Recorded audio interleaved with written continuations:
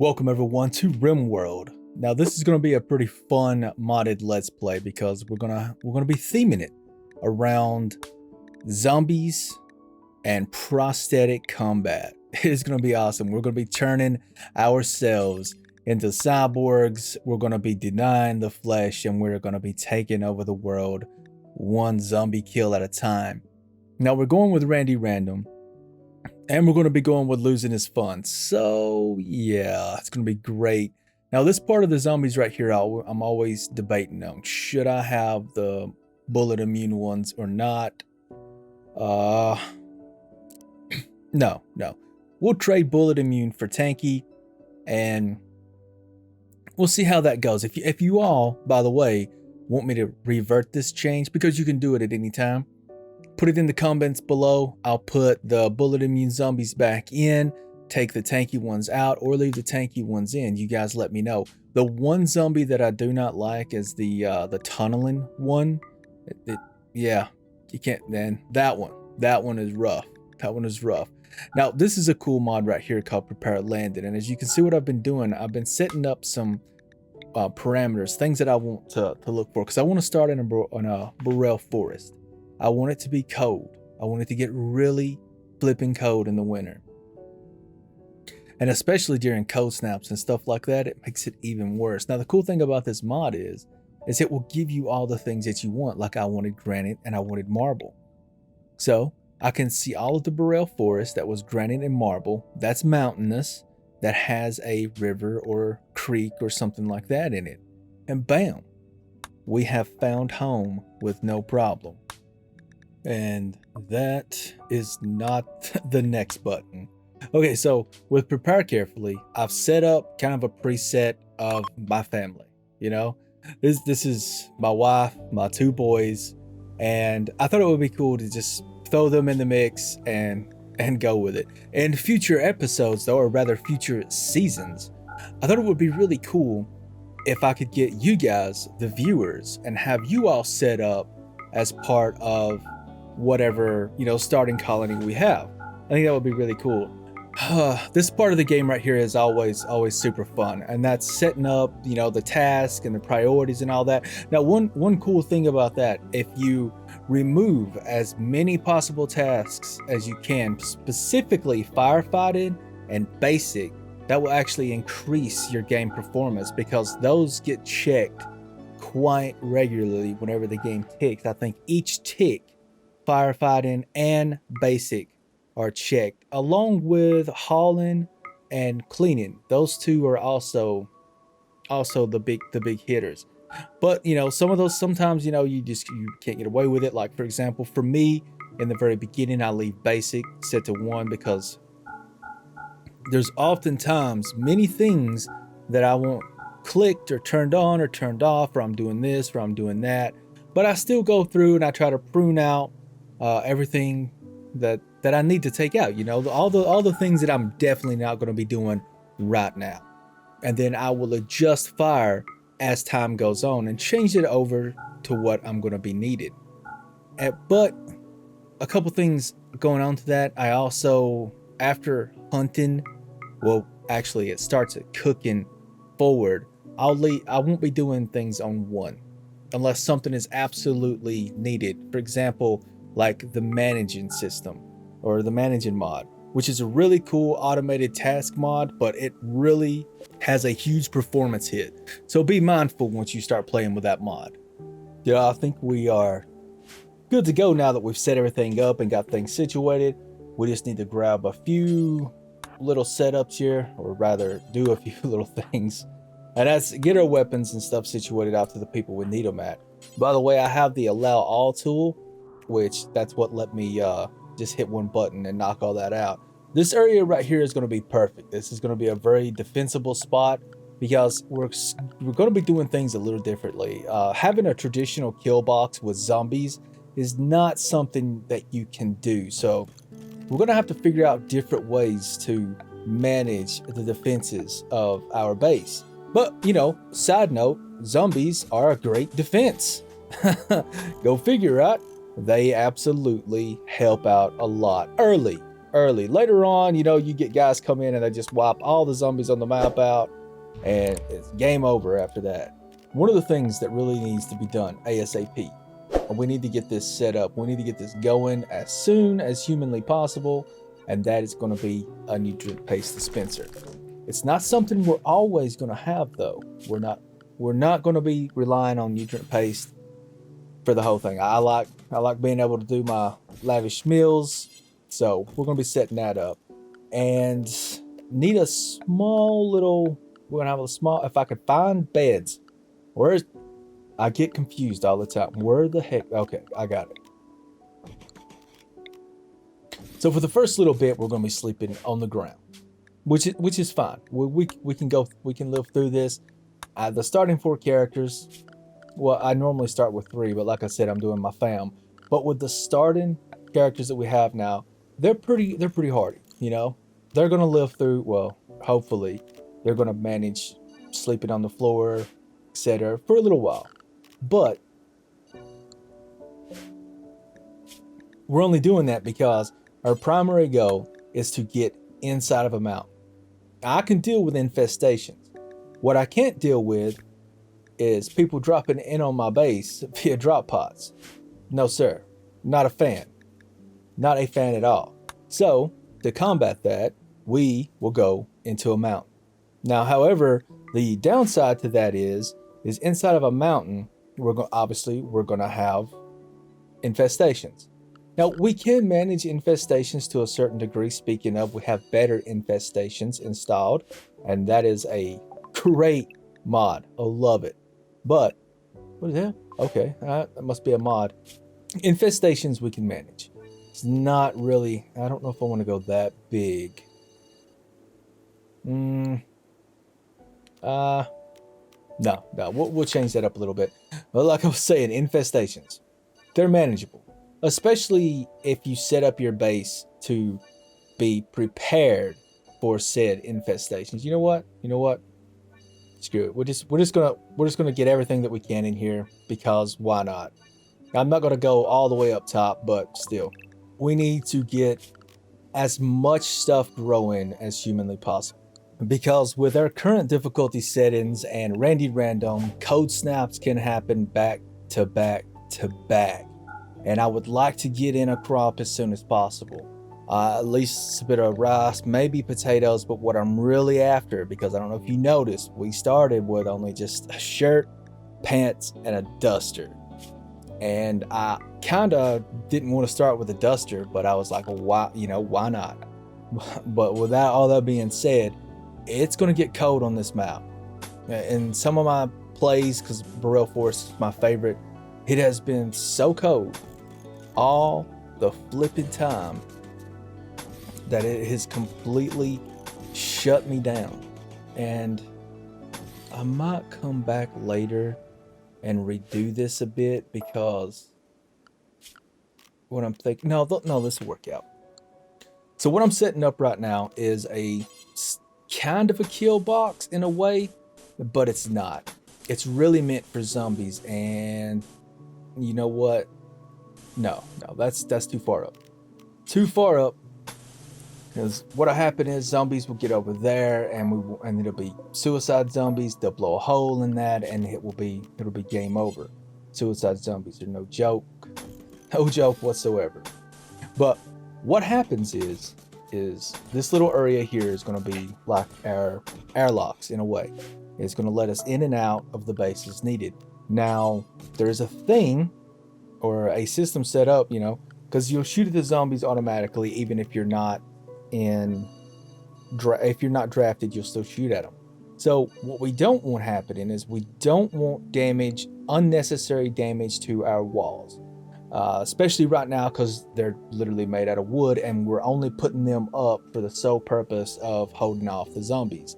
There are a few things that we could do right now that would make it even better, or rather that would make it easier to prevent zombies from flooding in on our map. And we may or may not, no, we will not cheese the zombies, because for one thing, if we cheese the zombies, that will affect animal spawns and the ability to get to them. But so I want zombies all over the map, because that will help That's just a buffer for when the baddies show up, and not just anything. I don't know about mechanoids, because it's been a long time since I played Rimworld, and way back Wednesday, the mechanoids were not affected by, or rather, the zombies wouldn't fight the mechanoids. Oh yeah, let's set up our schedule here. Now, the way I like to set everything up is I like them for when they wake up, they can go do whatever they want. Because since we're on nutrient paste and since we're on nutrient paste, it's not very nutritious. So that's one thing.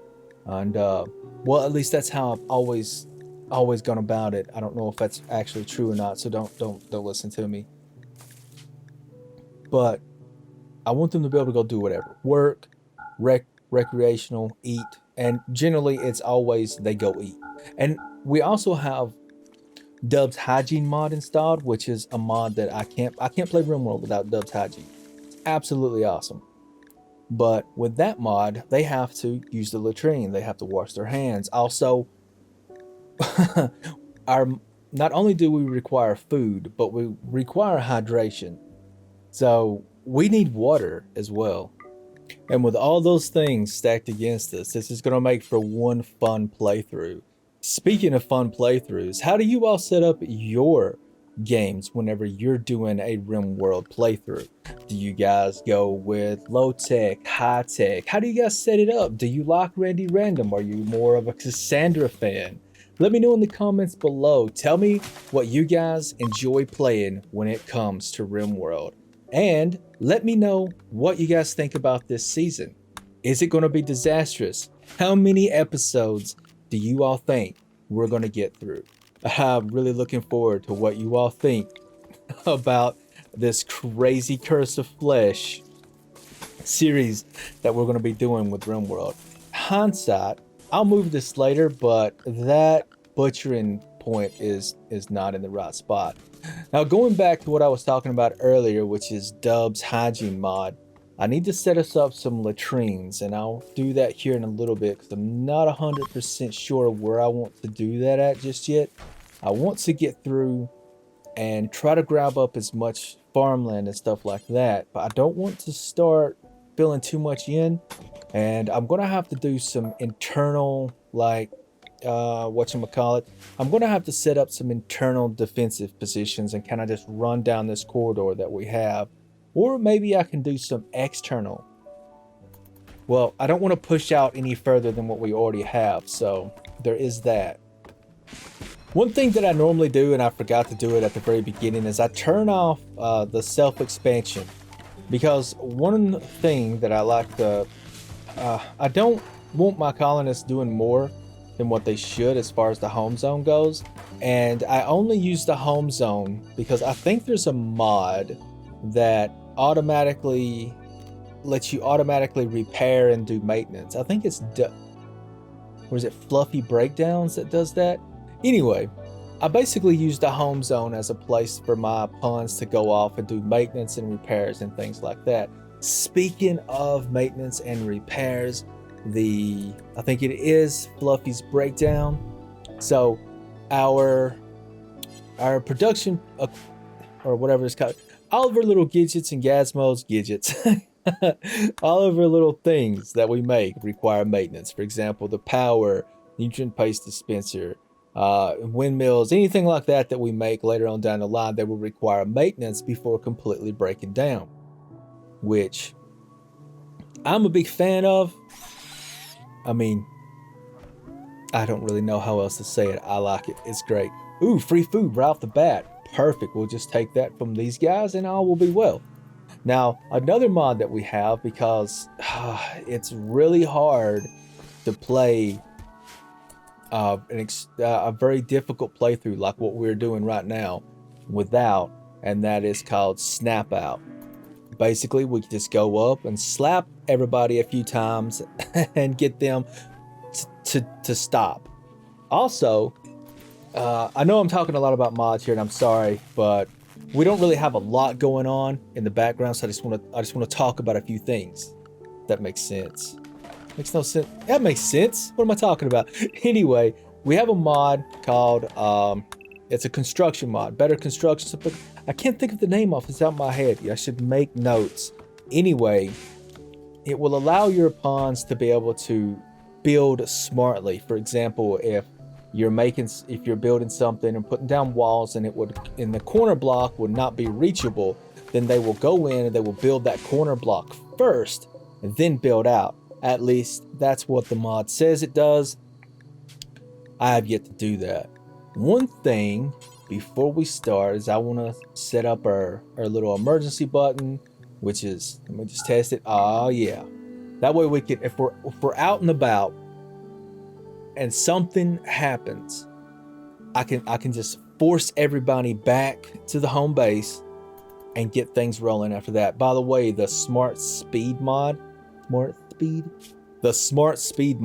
is what I'm using here to be able to get that ×4 speed boost. Also, cool thing about it is it allows me to ignore the slowdown mechanic. Whoa, that is super loud.